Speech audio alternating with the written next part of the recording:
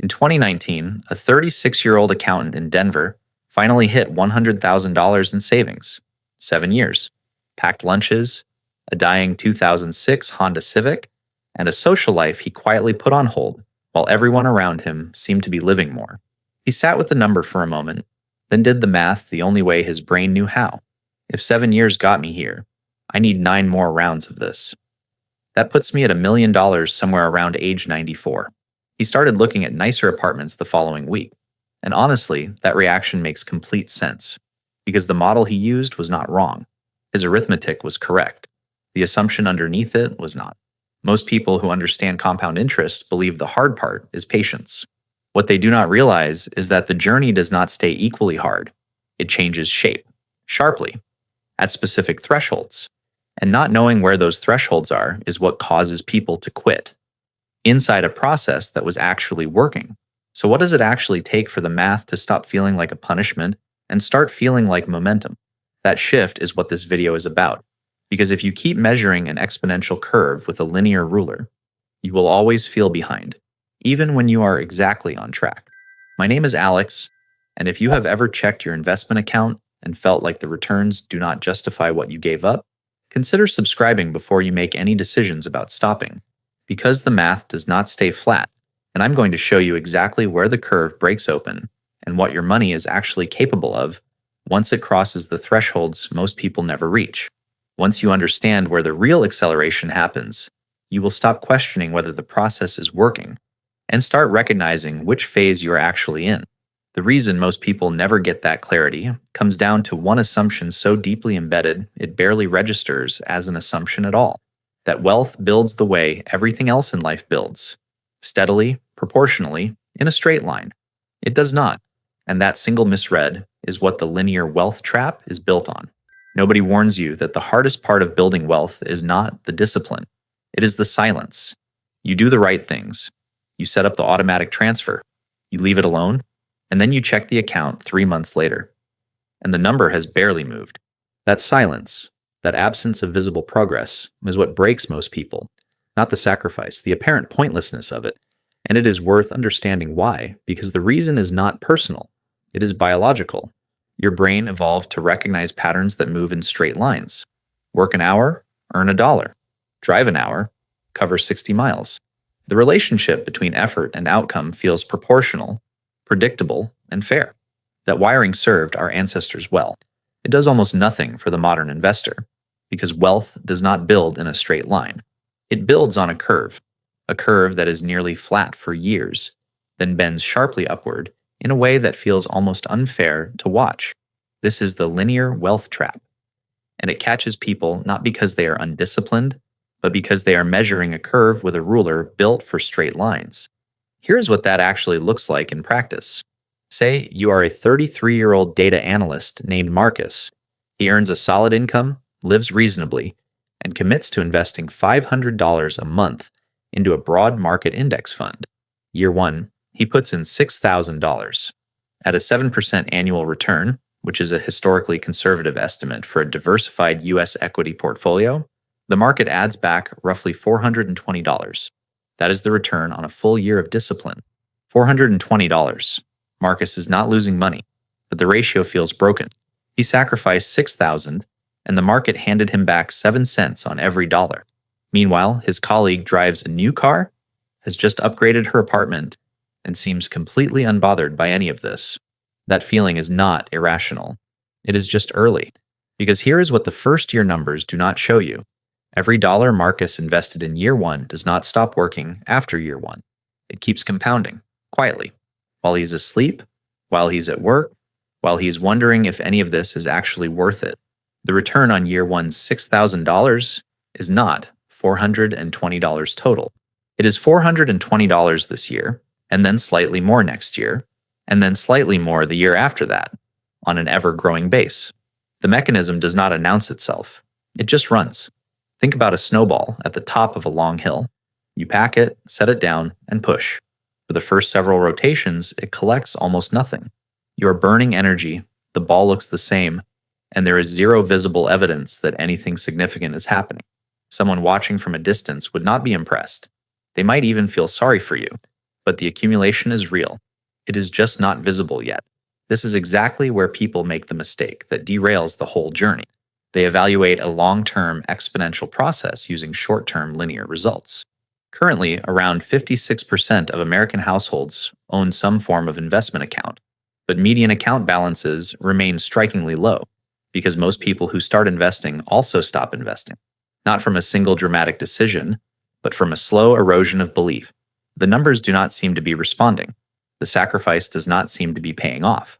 So they quietly redirect that $500 somewhere that gives them something they can actually see. The snowball stops. The hill keeps going without them. What Marcus, and most people in that early phase, cannot see yet is that the process has a specific turning point. Not a vague, it gets better eventually. An actual number. A threshold where the portfolio stops trailing your contributions and starts outpacing them. Where the returns stop feeling like a consolation prize and start feeling like a second income arriving every month, whether you show up or not. That threshold has a name, and crossing it changes the entire shape of the journey. $100,000 is not a milestone. It is a mechanism. Most people treat it like a finish line worth celebrating, a number that proves the sacrifice was real, that the discipline held, that something meaningful happened. And sure, it does prove all of that.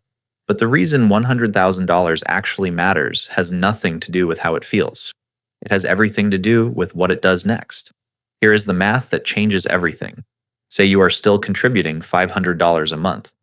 That is $6,000 a year coming out of your paycheck, your life, your choices. Now, say your portfolio has crossed $100,000 and is averaging a 7% annual return. Run that calculation, and your portfolio generates $7,000 in growth that year. $7,000 produced, $6,000 contributed. For the first time in your entire investing life, your money is working harder than you are. That $7,000 did not require a single additional hour of your time. It did not need you to ask for a raise, pick up extra work, or cut anything else from your budget. It showed up because the base finally grew large enough for the percentage to matter. This is the $100,000 tipping point, not a round number someone invented to make savers feel good.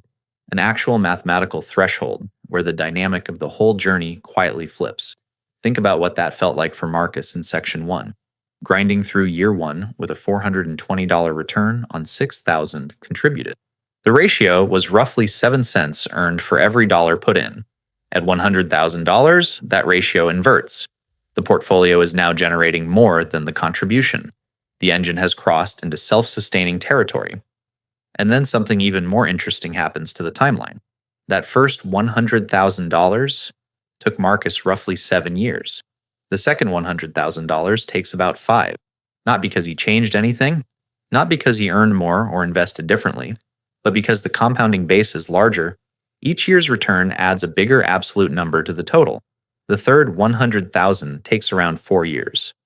The fourth, closer to 3. The intervals keep shrinking because the mechanism keeps accelerating on a growing foundation. This is exactly where the guy from the intro, the one who looked at his account and calculated he would be 94 years old before hitting $1 million, made his mistake. He assumed the second 100,000 would take as long as the first. Linear thinking applied to an exponential process. The math he did was not wrong. It was just using the wrong model entirely. Now you're probably thinking 7 years to the first, 100,000 still sounds like a long time. And it is. That part does not get easier to hear. But consider what changes once you are through it. Every year after that threshold, the portfolio is generating returns that compound on a larger and larger base. You are not pushing the snowball anymore. Gravity is doing more and more of the work. Your job shifts from forcing progress to simply not interrupting it. That is a different relationship with money than most people ever experience. Not because they could not get there, but because they quit during the phase where the effort is highest and the visible reward is lowest. Crossing $100,000 is where the trap releases, but it is not where the real shift happens. There's a second threshold further up the curve, one where the numbers stop being impressive and start being genuinely life-altering, where the portfolio is not just outpacing your contributions, it is outpacing most people's salaries. That threshold is the $650,000 mark. And what happens there goes well beyond the math. There is a number that most financial content never mentions, not because it is obscure, but because it is awkward. It sits in the middle of the journey, well below the $1 million headline, and it does not have a clean marketing name. But in terms of how it actually changes your daily life, it is arguably more important than the million itself. That number is $650,000. Here is why it matters. At $650,000, a 7% annual return generates roughly $45,500 in passive growth per year. Currently, the median U.S. household income sits at around $78,000. That means your portfolio, sitting there, doing nothing, requiring 0 hours of your time, is producing the equivalent of about 58% of what the median American earns working a full 40-hour week, every week, all year. Let that land for a moment. You are not retired. You are still working, but a significant portion of your financial life is now running on autopilot. The gap between your income and your actual financial need has quietly narrowed to a point where the pressure of the whole system starts to ease. This is what financial content usually glosses over when it jumps straight to the $1 million number. The psychological shift does not wait for the million. It starts here. Consider someone like Diana, a 40-year-old high school teacher. She has been investing consistently since her late 20s, never in a hurry, never chasing returns. She drives a reliable 8-year-old sedan, owns a modest home, and has quietly crossed $650,000 in her investment portfolio. Nothing about her life looks dramatic from the outside, but here is what changed. Her school district gets a new principal who makes her working environment genuinely miserable. Micromanagement, unrealistic expectations, the kind of slow grind that wears people down over the years.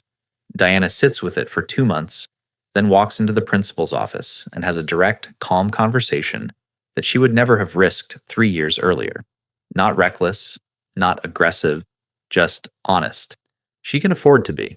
Her portfolio covers nearly 60% of her household expenses without her touching the principal. She is not bluffing. The math backs her up. That is what $650,000 actually buys, not luxury, options. The power dynamic in every high-stakes situation quietly shifts when the other party cannot threaten your survival. Now here's the part that surprises most people at this stage. Market downturns stop being a threat and start being an opportunity. Think about what a 20% market drop means when your portfolio sits at $650,000 and you are still contributing $500 a month. Yes, the portfolio value dips. That part is uncomfortable to watch. But your $500 monthly contribution is now buying shares at a significant discount. Every unit you purchase during a downturn is worth more when the market recovers. And historically, U.S. equity markets have always recovered. You are not a victim of the volatility. You are quietly harvesting it. This is what a farmer does during a difficult season. Everyone around him is worried about the shortage. He is planting more seeds, knowing that when conditions improve, his harvest will be proportionally larger than anyone who stopped planting out of fear. The logic is identical. The emotional difficulty of executing it is also identical. Most people cannot hold that position because they are still financially fragile enough that a downturn feels like a genuine threat to their security. At $650,000, with a portfolio generating real passive income, the fragility is gone. Crashes become entries. Volatility becomes inventory. This threshold does not get enough attention because it does not photograph well. There is no clean moment, no wire transfer, no single morning where everything looks different. It accumulates quietly, and then one day you realize the weight you have been carrying for a decade has lifted. Not completely, but measurably. And if $650,000 does that, the question worth sitting with is what happens when the number doubles? When the portfolio is not covering 58% of a median income, but exceeding it entirely. When the returns alone outpace what most households earn working full-time. That is the vertical growth phase. And the math there goes somewhere most people never actually model out. At some point, the math stops being impressive and starts being almost difficult to believe. Not because it is complicated, because it is so simple, and the implications are so large, the brain resists accepting it. This is what happens at $1 million. Run the number. $1 million at a 7% annual return generates $70,000 in growth per year. Currently, the median U.S. household income sits at around $78,000. That means your portfolio, requiring nothing from you, no alarm clock, no commute, no performance review, is producing nearly as much as the median American household earns working full time across an entire year. And it does that every year, automatically, on top of whatever you're still contributing from your paycheck. That is not a financial milestone. That is a structural change in how money moves through your life. But the number that most people never actually model out is not the 1 million itself. It is what happens after. Because this is where the vertical growth phase earns its name. Take someone like Raymond, a 42-year-old logistics manager who has been putting away $500 a month since his early 30s. Consistent, unspectacular, occasionally boring, getting from 0 to 1 million. Took him roughly 29 years at that pace. Nearly 3 decades of steady contribution, market cycles, and compounding have been working quietly in the background. That timeline sounds long, and it is. But watch what happens next. From 1 million to $1,500,000 takes Raymond approximately 6 more years. Not 29, 6. He adds $500,000 to his net worth in roughly a fifth of the time it took to build the first million. And then from 1,500,000 to 2 million takes about 5 more years after that. So the full picture looks like this. 29 years to reach 1 million, then 11 more years to reach 2 million. He doubles his original milestone in less than half the time it took to build it. The compounding base is now so large that a 7% annual return on the portfolio generates more in absolute dollar terms than most people contribute in an entire decade of disciplined saving. This is the avalanche phase. The snowball analogy breaks down here because a snowball still requires a hill. At this scale, the momentum is largely self-sustaining. The contributions become almost incidental. The engine runs whether you feed it or not. Here's what makes this so hard to internalize during the early years. When you're at $12,000 in year 1, a 7% return is $840. Meaningful, but invisible against the scale of your actual financial life. When you're at $1,500,000, a 7% return is $105,000 in a single year. That is more than the starting salary of most college graduates, generated passively in 12 months. The percentage never changed, only the base did. Now you're probably thinking 29 years is still a long runway. And yes, it is. But 2 things are worth holding onto here. First, that timeline compresses significantly if your income grows and your contributions increase over time. $500 a month at 30 is not necessarily $500 a month at 40. Second, and more importantly, the people who reach this phase are not exceptionally talented or unusually lucky. They are almost universally people who understood the shape of the curve early enough to stay on it during the flat section. Raymond is not a finance professional. He did not inherit anything. He just refused to quit during the years when the math felt dishonest. That consistency, the behavioral side of this whole equation, is what actually determines who reaches the vertical growth phase and who stops just before it. Knowing the numbers is necessary. But knowing the numbers has never been sufficient on its own. There is a gap between understanding the math and being able to act on it for 3 decades without drifting. Closing that gap is what the automation solution is designed to do. The math in this video is not complicated. You have probably noticed that. 7% on a growing base, compounding over time, crossing specific thresholds in a predictable sequence. A reasonably sharp person can follow every step in about 10 minutes. So why do most people who understand it still not do it?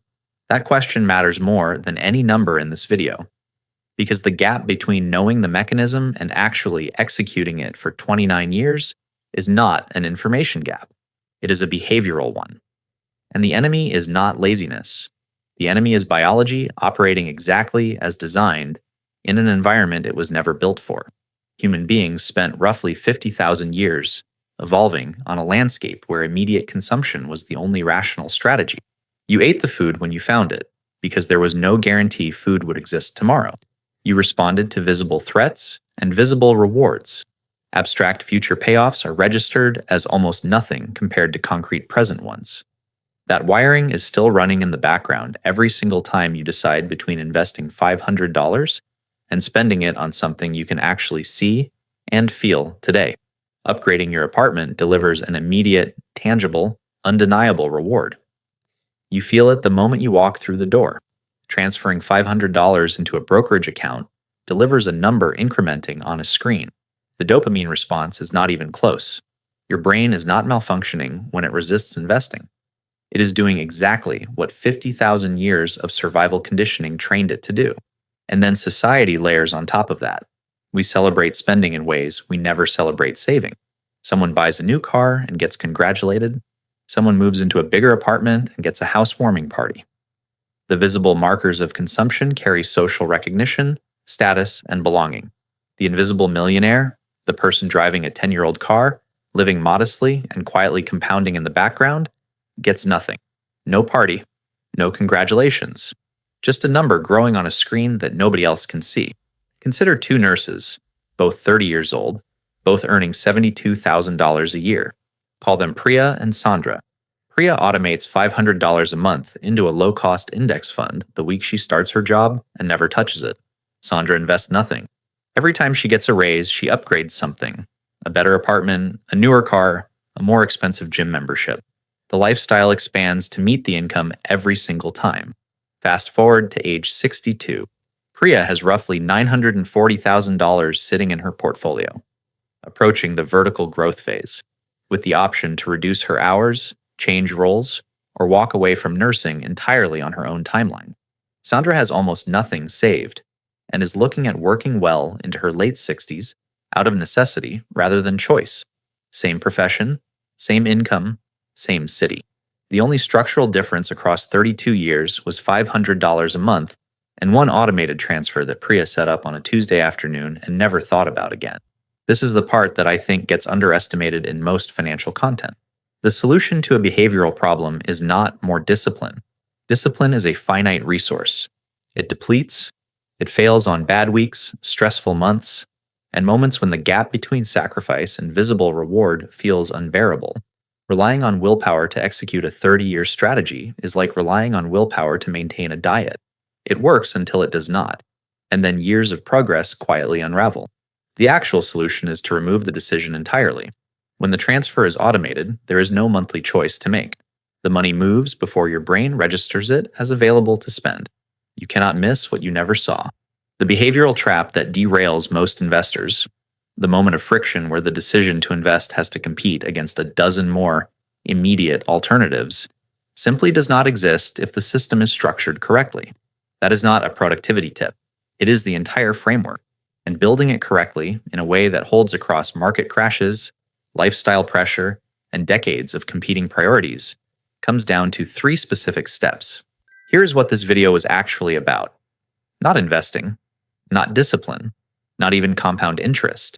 It was about understanding why the journey feels broken when it is not, why the early years feel dishonest, why people quit at exactly the wrong moment. The math was never the problem. The model was. A few things are worth carrying forward.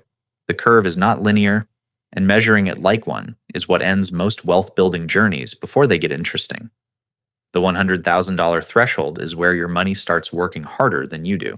The $650,000 mark is where the psychological weight of financial insecurity begins to lift. And the million is not a destination. It is the point where the engine becomes largely self-sustaining. The question worth sitting with now is this: where are you on the curve? Not in terms of the number, in terms of the model you are using to measure your own progress. Because there is a related question this video did not answer. What happens to this math when inflation, taxes, and sequence of returns risk enter the picture? That changes some of the assumptions here in ways most people never account for.